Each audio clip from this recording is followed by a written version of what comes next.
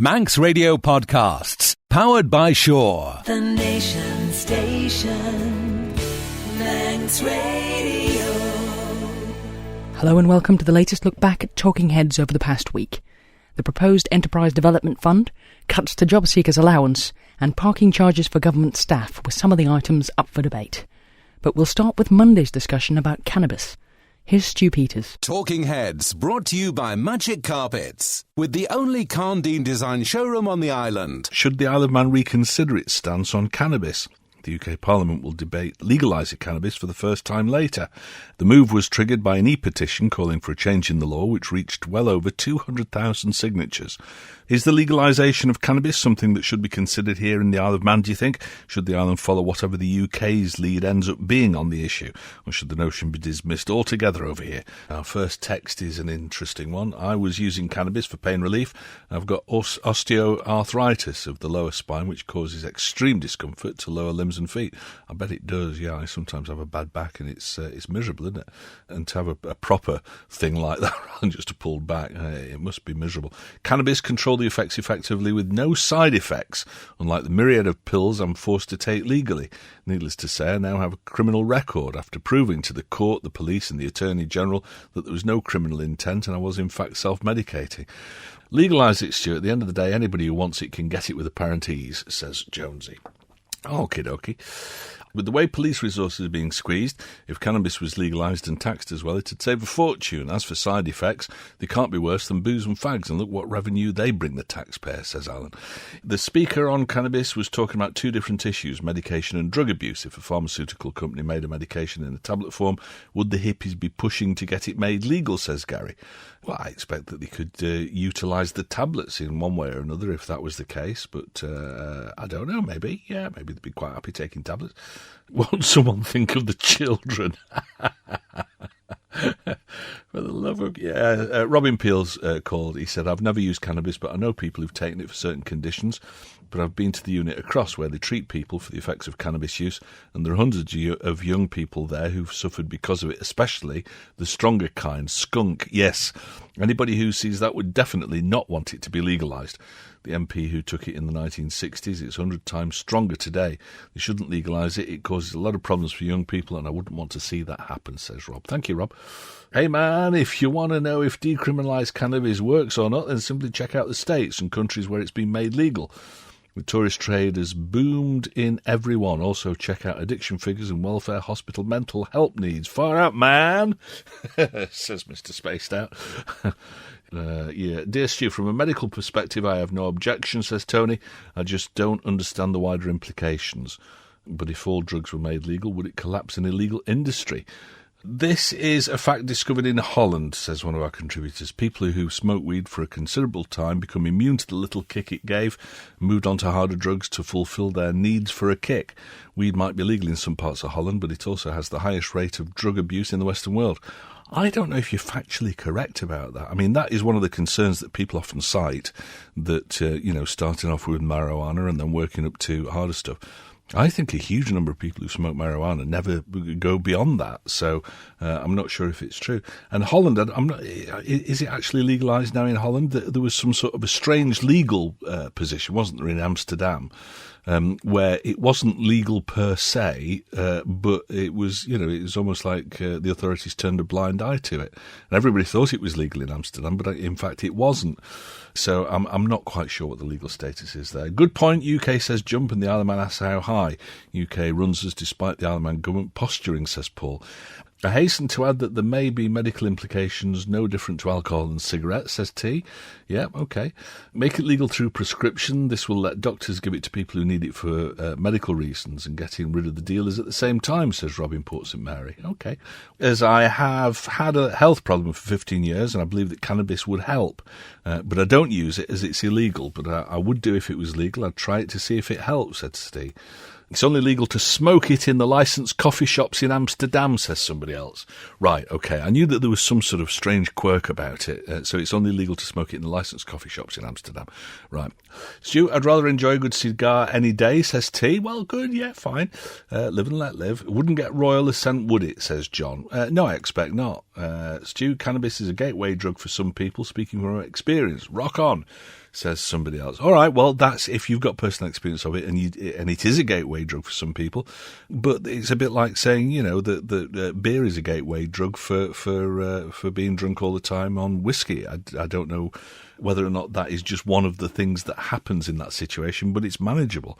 Robin Peel's been on again. He says, people have been very blasé about the effects of cannabis use. Seeing that unit that I did shocked me to the core. They do a wonderful job bringing people back from the addiction, but some of them can't be brought back because of the cannabis psychosis. I think people need to enter a unit like that to see what the effects actually are. There were hundreds on that unit, including those from the Isle of Man, so there must be thousands of people in similar units across the UK. People shouldn't be blasé about the impact it can have on underdeveloped bodies and brains when used by young people.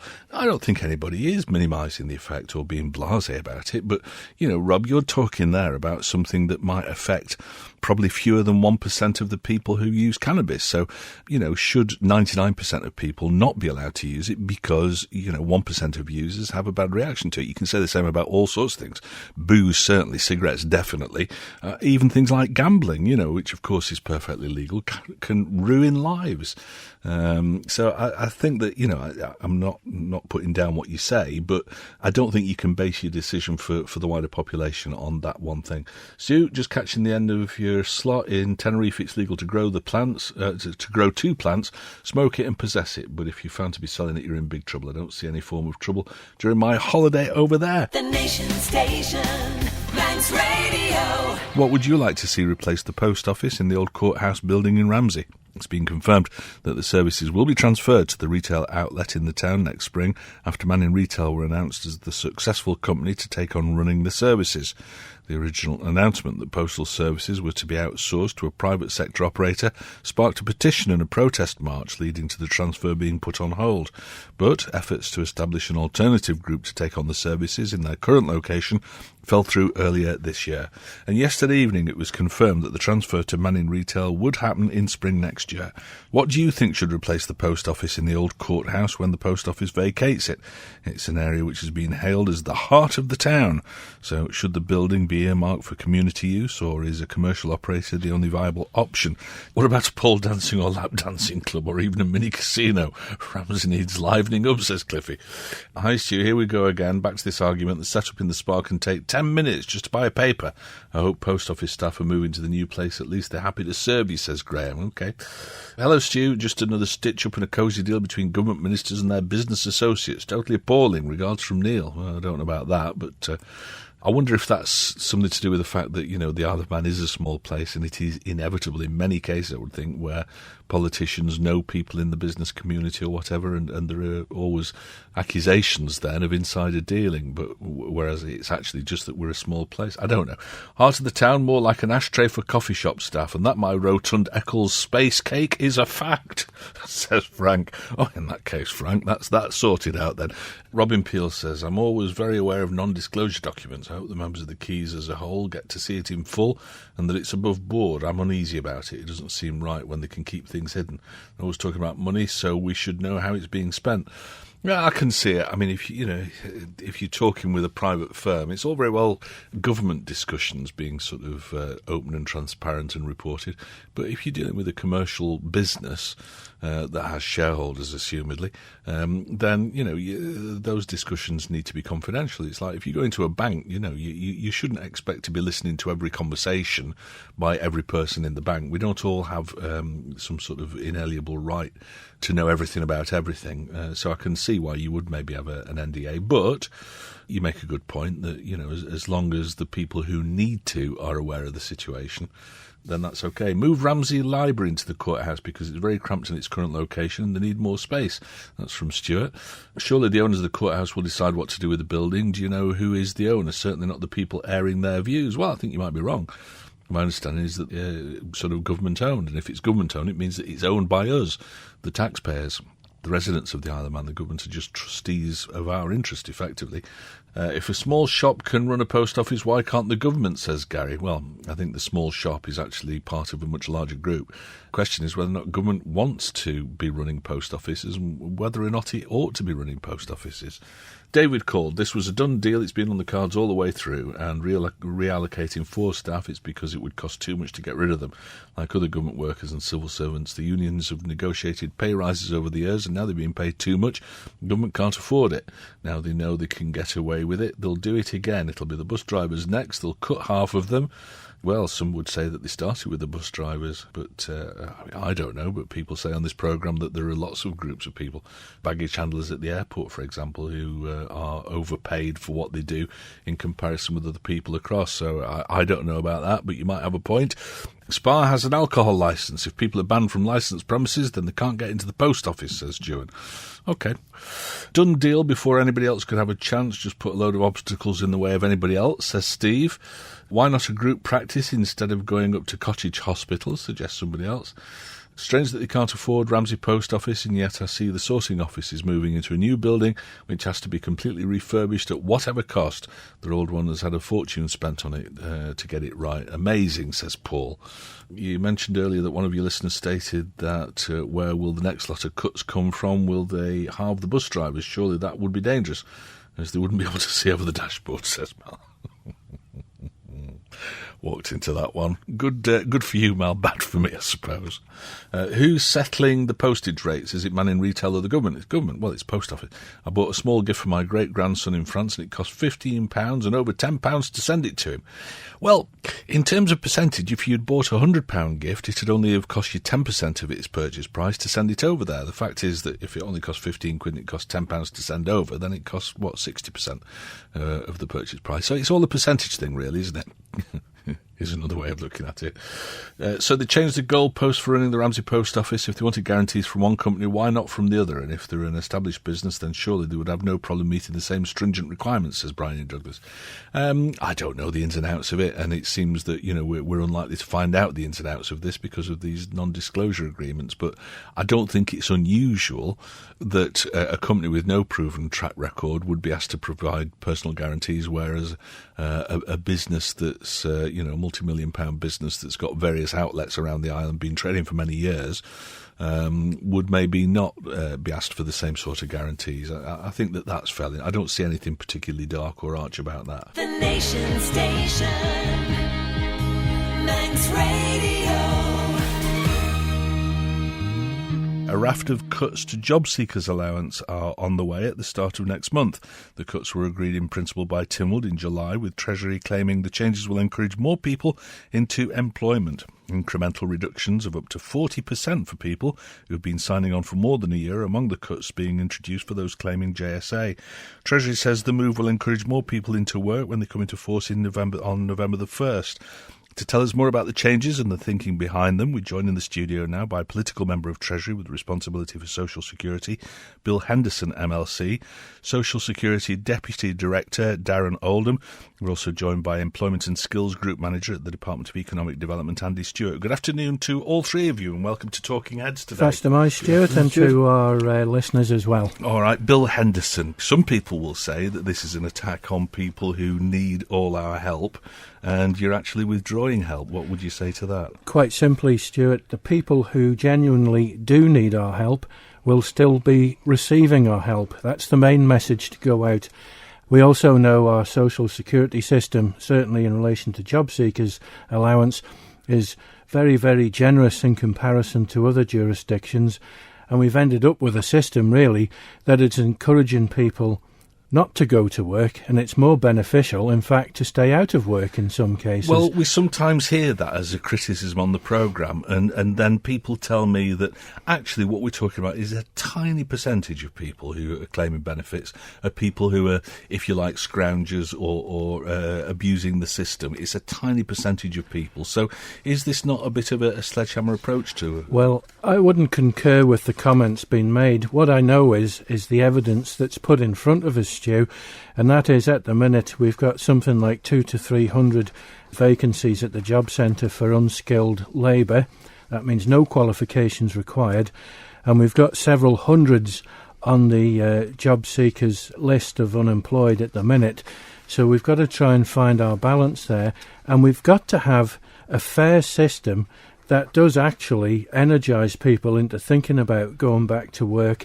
And we've got a whole load of help and assistance in the background for those people to help get somebody started on that. So it's not just a case of saying, oh yeah, we're going to cut your job seekers, tough cookie. It's a case of, well, look, these changes are coming in. We've told you about it. We're telling you again, and we're doing it again this afternoon. And I also want to make it clear, Stu, that in fact it's not the benefit in its total that's been cut, it's certain elements within it. So it's not, as we saw, a 60% cut or whatever was being reported in some media, where, yeah, of course that would cause extreme hardship straight away. We're looking at the housing benefit element in some cases where folk are actually living with friends and family who don't need that element of the job seekers. And the personal allowance element, that's the thing that will end up being reduced over, if you're unemployed over 6 months, it'll go down incrementally. It could drop by 40%, that element. So we've been careful in what we're doing, and we're not saying, oh, hard luck, you're not getting anything after 6 months. Far from it. There's another myth buzzing round too, Stu, that, oh, well, folk that are ill or infirm, vulnerable or maybe on the borderline of a mental illness issue, well, yes, we're able to pick those people up as well. And as I say, genuine cases, we've got specialist help, and we can refer back to specialists in those genuine need situations. All right, well, Darren Oldham, who's Social Security Deputy Director, let me come to you then. Is this a case of we're trying to address a problem where, as Bill's just said, we've got this problem where our system is flawed and unsustainable? Or is it a case of we're all aware that there are people who are abusing the system? Where exactly does this approach come from? I think it's a bit of both, Stuart. As Mr. Henderson alluded to, the CI65 review undertaken recently prompted us that the allowances we were offering were perhaps overly generous and had perverse disincentives to return to work. And they recommended that we should be looking to perhaps address those, but on a targeted basis, and reduce them perhaps to the equivalent levels of the UK, which would mean a cut of about 27%. And that's more or less what we've gone with. But I would emphasise it is targeted. It would have been easy just to have taken a haircut across the piece and saved £1 million and said thank you very much. That's completely unreasonable. We are not seeking to reduce anybody's benefit who's been unemployed for less than 6 months. Unless, as Mr. Henderson has alluded to, they're perhaps living with family and friends, and the amount we're giving currently being the same as somebody who's trying to live independently would be seen to be excessive, I think. So are there people who are abusing the system? Are there a significant number of people who are abusing the system, or is that urban myth that we've got people who choose to sit at home and play on their Xbox all day rather than going out and doing a full day's work? It's hard to tell. You know, you can take a camel to water and all that. We do ask job seekers to provide evidence of their work search activities, such as applications for jobs, and they may well be able to produce those for us. What we can never tell is perhaps what their demeanour was at the interview. Was there a genuine attempt to get that opportunity of employment, or were they just going through the motions? Yeah. Andy, you're at the sharp edge of actually trying to get people back into employment, aren't you? Bill was just saying earlier on about that there are 200 jobs for manual jobs not requiring any qualifications at the job centre, and yet we've still got people who are signing on. Now, the point about that is that are those people all suitable for that job? The headline stats don't always tell the full story, no, indeed. But generally those jobs that are advertised with the job centre that require no skills or qualifications as such, or previous experience, they're actually across a range of sectors. So they may be manual work, but it may also be in the service sector and retail work and hospitality. So it's not a quick fit solution. There's no one size fits all. So what we concentrate on when one of our clients meets an advisor is sitting down with that individual. There's a whole number of reasons why that person might be unemployed and might have stayed unemployed for quite a period of time. Yeah. So it's important we understand those reasons, understand their barriers, and then put a bespoke action plan in place. Yes. So we do concentrate on providing a sort of a holistic solution, and that may be training, that may be skills, that may be a work placement to give some experience and to boost a CV.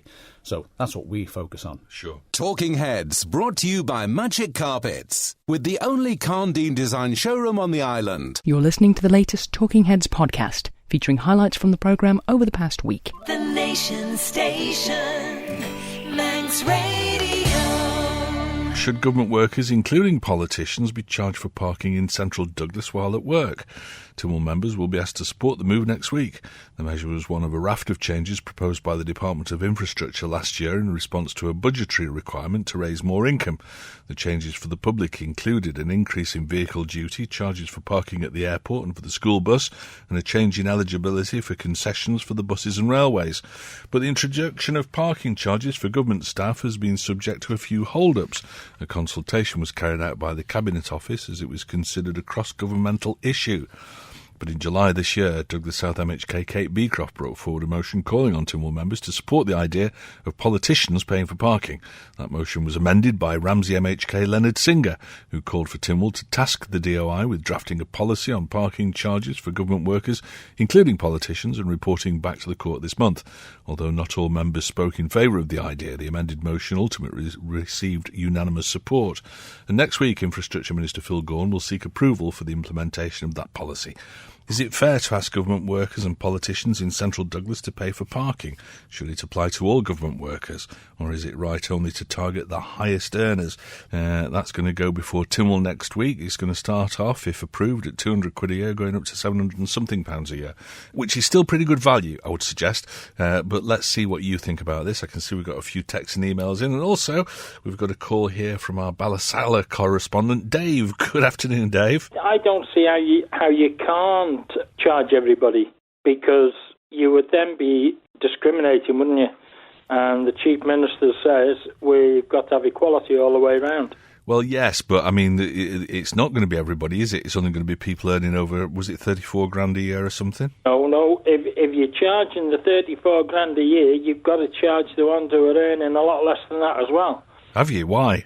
Well, because it's equality. Okay. You're going to discriminate against the lower paid because of the higher paid. Well, hang on a minute. If it's only the higher paid who are having to pay it, then you're discriminating against them, not the lower paid. It's just the opposite. Whichever way round you look at it, it's either way. It's got to be equality all the way round. So if you get a free car parking space as part of the job, then you should have to pay for it no matter what you earn. Yeah. I mean, I think that actually it's a fairly pragmatic response, this. That's exactly what the Chief Minister's saying. We've got to have equality. Now, whether that's going to work, Stuart, I'm not here to judge that. I'm just here to say that at the end of the day, it's got to be equality, and it's got to be equal all the way around. All right, fair dues, Dave. Thank you for your call as ever. I don't know that I agree with you. I thought that Phil Gaughan made some good points there. I might sort of reduce the threshold at which you've got to pay for your parking down to, I don't know, maybe, high 20s or 30 grand or something like that. But I think it's the right, and on the basis that we're constantly hearing from people who say, "Oh, it's the low paid who are being got at again," then at least this is a bit of a break for the lower paid people, in that they'll continue to get the car parking free in Central Douglas, whereas people on better salaries are going to have to pay for it. So that seems a fairly pragmatic approach to me. I don't know what you think about it. Let's have a look. If government workers have to pay, it should be island wide and for all government employees, teachers, police, fire, etc. Says Liz. I worked for government for 40 years, never had free parking. No one other than the bosses did, which even then was a bone of contention. Yes, I can imagine.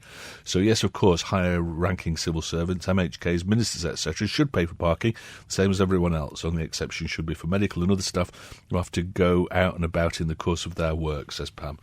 Why should they be exempt from paying? As we're told, we're all in this together. I pay about £1,000 a year. No-brainer. Regards from Chris number 22. Once again, some bloodsucker Tynwald members don't want to pay. Yeah, it's disappointing, isn't it? Who do these people think they are? They get more like the UK MPs with their expenses. I look forward to seeing who speaks against this in Tynwald, says Dave. Stu, it should not come down too much about what the person earns. If they want to park near to where you work, then pay the going rate. I pay almost £1,000 a year, 20 quid a week, and earn £23,000 a year. Why should government workers get cheaper parking than that, says Pete. That's a valid point, I suppose, Pete, yeah. So you're certainly not on 34,000 quid a year. Make everyone pay, charge school kids for the bus. What's so special about people being exempt? Lower paid should pay on a sliding scale. Doesn't send a good message to low-paid private sector worker who pays for car parking in Douglas. The Corpia doesn't distinguish low or high-paid. Cleaner parks next to the bank of the same charge. This is just targeting a few workers who've reached a higher grade on merit and less hassle for Mr. Gaughan. All should pay. Right then, OK. Didn't Mr Bell say that we're all in this together, says Paul? Yes, he did. Afternoon, Stu. Of course government workers should pay for parking. All of them. The poorer public don't get excused. If politicians expect the public to pay, then they should too. And why are we waiting until next April? Charges are brought in almost immediately for the public. And why a quarter in year 1, half in year 2, 3/4 in year 3, etc.? Shut up and pay up, just like the rest of us have been told. Regard from the Manxman. Good afternoon, Stuart. This is from Trevor. Yes, it's only fair that government employees should pay to park in Douglas. But how Mr Gorn can keep a straight face in explaining this whilst he shovels thousands of pounds of Manx taxpayers' money overseas, all to satisfy his considerable vanity, is beyond me, says Trevor. Most central government workers earn £26,000 plus a year for AO grade. Very few are on less. And EO can only go up to £33,000, and it's these staff that get the free parking. Or is that executive officer? So how much income are they missing out on by setting a minimum amount for paid parking, says Pete. Yeah, well, I must admit, I thought that, if you're going to do this, then start it at maybe 30 grand or something like that. As Treasury keeps telling the public the user has to pay, so the government workers should pay, and the MHKs who are earning enough for the little that they do, says Derek. Workers who have free parking in Douglas car park could park in the bowl for free and be bussed into work, thus freeing spaces in central parks for paying places, says BB. Yeah, it's very difficult to get a park at times. The number of times that I've driven round Shaw's Brow when I've been going to the shop in the afternoon, and you just drive round and round and no spaces at all. When I was a lowly civil servant in the late 70s, this is from Mary, I paid for parking in Chester Street. Why not now? Targeting fewer for less trouble. If policy is sound, it should apply to everyone, in or out of town. Isn't everybody's job essential? If not, what are they doing? All should pay, says Mary, with kisses, so I'll allow that. Stu, my post has been moved to Deffer. I work in Douglas, but my colleagues work at St John's. I'll have to pay and they won't. Fairness. They wouldn't know it if it bit them, says Dave. Businesses charge the same irrespective of salary. Yeah, I suppose. If you have to pay to park, then maybe it should be for everybody. I don't know. The lower paid public are not excused parking charges, so why should the lower paid government workers? Everyone should pay. End of.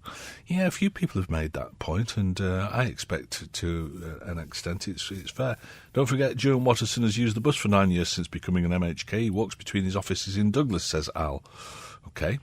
Make them pay the commercial rate. Now, this is subsidised by the taxpayer, says Steve.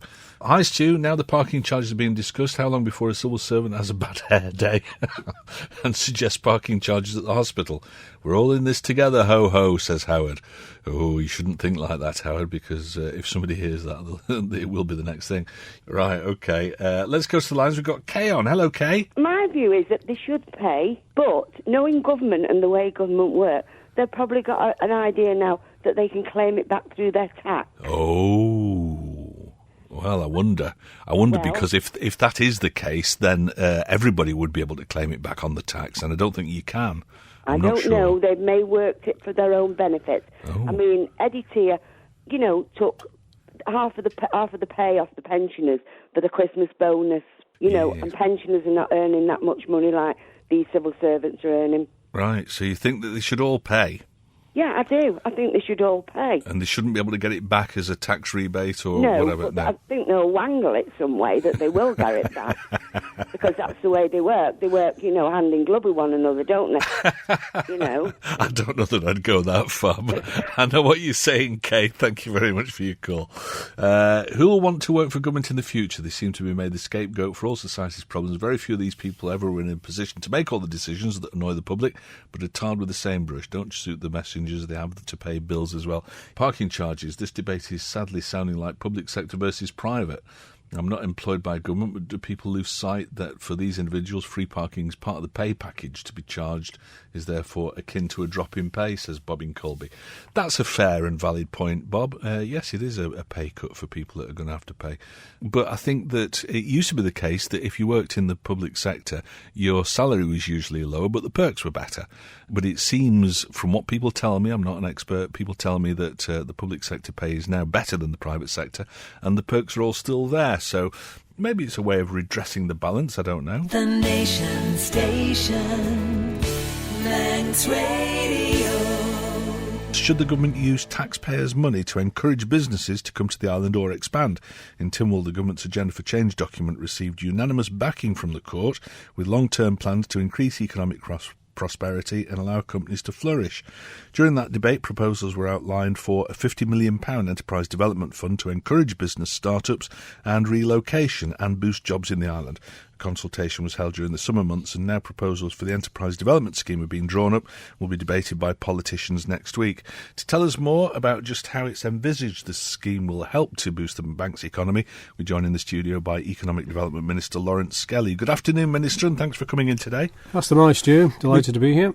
I would also actually cast people's, and particularly all my colleagues' memory back to Howard Quayle, honourable colleague from Middle, who actually proposed this and had unanimous support a couple of years earlier for a very similar principle. What we've now done is put some meat on the bone, and that's what we go back to Tynwald for next week. And it's not a quick fix, this. I mean, it's a 5-year plan, isn't it? We say £50 million, but it's £10 million a year over 5 years, effectively.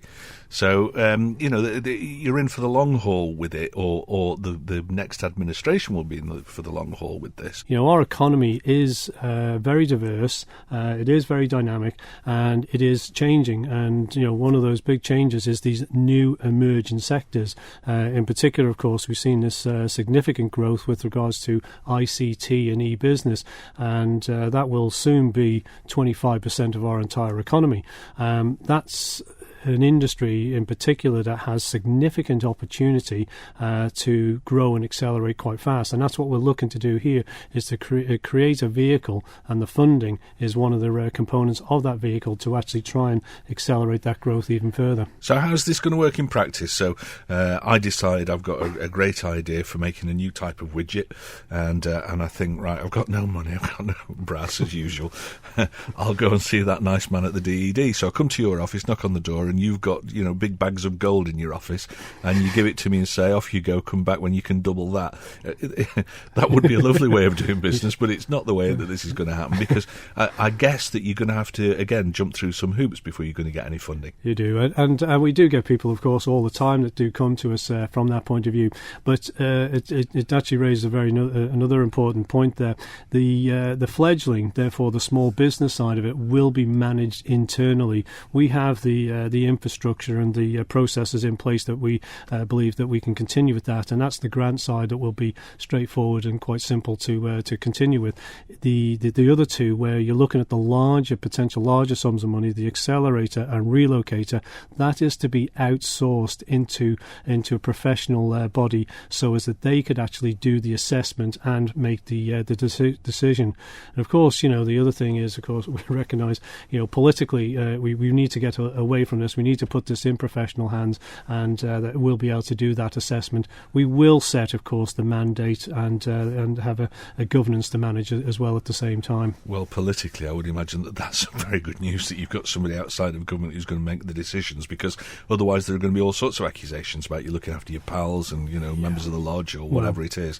So, but the problem with it, I guess, and you know, it's these things are always double-edged swords, is that how much of the money that should be used to create jobs is going to go to the experts and the professionals and the people that you hire to do this. They too have to be incentivised, and there is obviously commission related to it. So again, that is part of the process. The other point there is that whilst we're talking about 50 million, 10 million per year for the next 5 years, we as government, in terms of the investment, will be the minor stakeholder. Therefore, government money would be at the lowest level of risk. We're estimating between 20 to 25% interest in a business. Therefore, when you come knocking on the door, you would also have been expected to actually raise some funding on your own behalf before you have access. This from Neil, he says, am I stupid or perhaps missed the plot? Wasn't the tax cap set up to accommodate new businesses? I think that was one of the knock-on effects, wasn't it? Indeed, yes. I mean, I think what you've got to do is to say, what is our USP, our unique selling point, and it's something you need to continually challenge. And part of that challenge is looking to see what other jurisdictions are actually doing. Tax cap, or a whole taxation structure is constantly being challenged by other jurisdictions. And we talked about the UK earlier. There, obviously, with good relations, particularly in the northwest, which we worked on the last couple of years, trying to work together. But, you see this continued move towards development. That means continued move towards more competition as well at the same time. So we do continually must look at our USPs, and this is, we think, what will be added to our armoury. Where exactly is the money that they're proposing to invest going to come from? Which reserves? It's a good point, really, because everyone says, where have you just found this 50 million from, especially with all the charges and everything we've had this last year and the pain that I think the public have received.